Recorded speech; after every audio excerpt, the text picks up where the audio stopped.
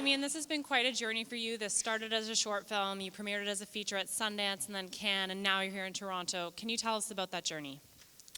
I mean, it's kind of like the dream journey. I mean, it's really, it's it's a huge surprise, obviously, but of course you always have these like pipe dreams. I mean, at the end of the day, I knew that I had no idea if anyone would actually connect to this story because it was so just kind of personal to me and things that I'd been through. But at least I knew that, I knew at least if I could put what I felt like as a jazz drummer kind of in that specific world on the screen, at least I didn't know if it would connect, but at least I knew that it would be true to some kind of aspect of that, at least as I experienced it. I think every musician experiences it differently, but it's awesome to see it actually kind of connect. I mean, it's just, yeah, it's the biggest dream of all. We're so happy to be a part of that dream. Okay, over to you guys.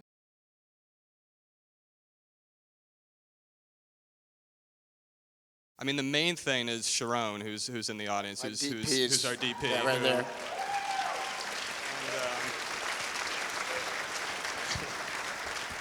And it was. I remember when all of us first kind of looked at the schedule, and it was kind of that moment where we're sort of like, okay, I guess we're gonna try to do it. We actually had more time to do the short. I thought when we were doing the short we had 3 days to do a scene, the kind of first big rehearsal scene, which we did 2 days on the feature. And I kind of naively thought when doing the short that I was earning the right by doing the short, if it went well, to like get more time to do the feature. And they're like, we'll let you do the feature, but we'll squeeze it more. And but the thing is, actually, like what seemed like a burden at the time, actually I think created this kind of crazy energy that wound up on screen. And so, I mean, I just planned kind of everything to a T, and I always knew where the camera would be for every kind of note of music or every sort of bar. We sort of did previs and animatics and all that kind of nonsense, and Sharon and I really sort of poured over comps and images and just everything to kind of know how to do it. So we had a plan, but at the same time, even with a plan in hand, it was still a crazy schedule, and I think that kind of, I mean, you guys can maybe speak to, I mean, we weren't sleeping, but in a way, you kind of want that for this movie, so. Didn't you get in a car accident on the way home from set one day because you were just so sleep deprived? Yeah, I did. Yeah. So. Awesome. Yeah. Yeah.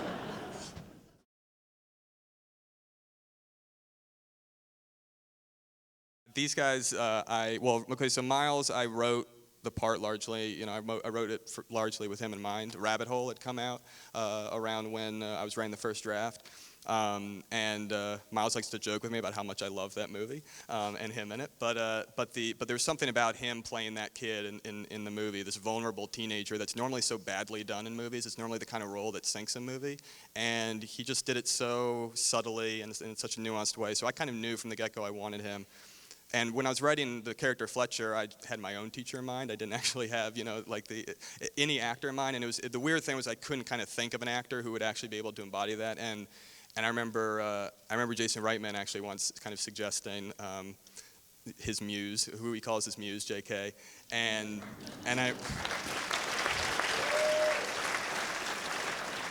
as soon as he said that, then it really excited me because the whole, I knew I wanted to use someone who we hadn't seen this side of them at least in a while. And I remember J.K. and I talking about Oz and talking about early stuff. We did the short together, and then I quickly went through the short from thinking he'd be awesome in the part to thinking everyone else would suck in the part, and that had to be him. So thank you for sticking with us, J.K. My pleasure.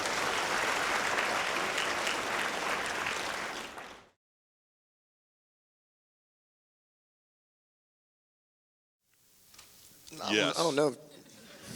I slept. I was tired. Yeah, I was really tired.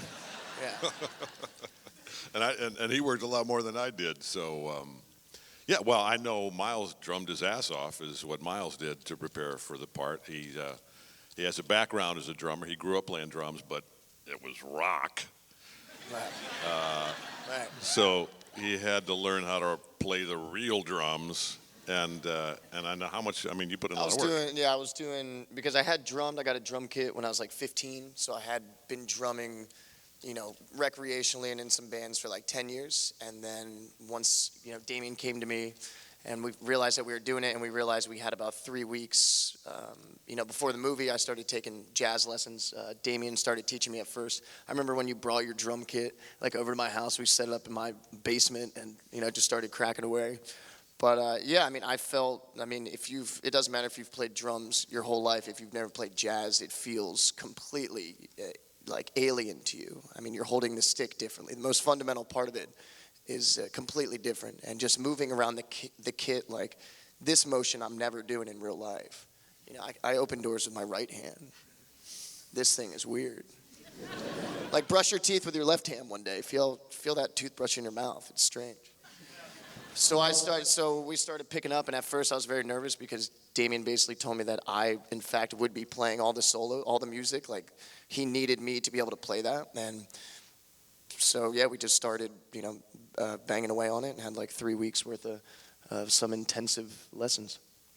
And I had to wave my arms.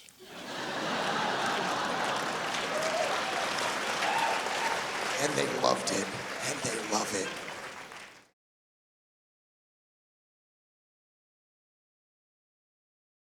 Yeah, I think what's nice with a character like Andrew is, I've played other characters. They work a lot. I work a lot more from the outside in. It's more about kind of the reaction from people that they get, and like that's important how they land with the other people in the room. But the great thing about Andrew is that he does not give a shit. Like all he cares about is playing the friggin' drums, and that's actually a nice thing as an actor when you have one thing to focus on. It's like the drums. That's it.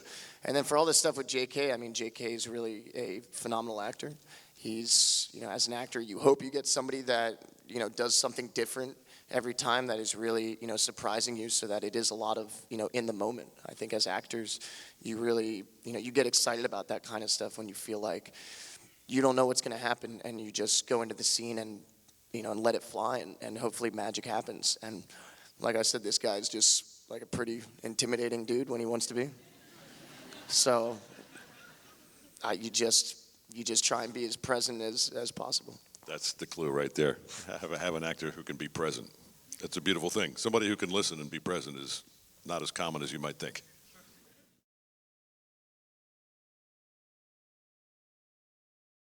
I think it was a teacher he had, wasn't it?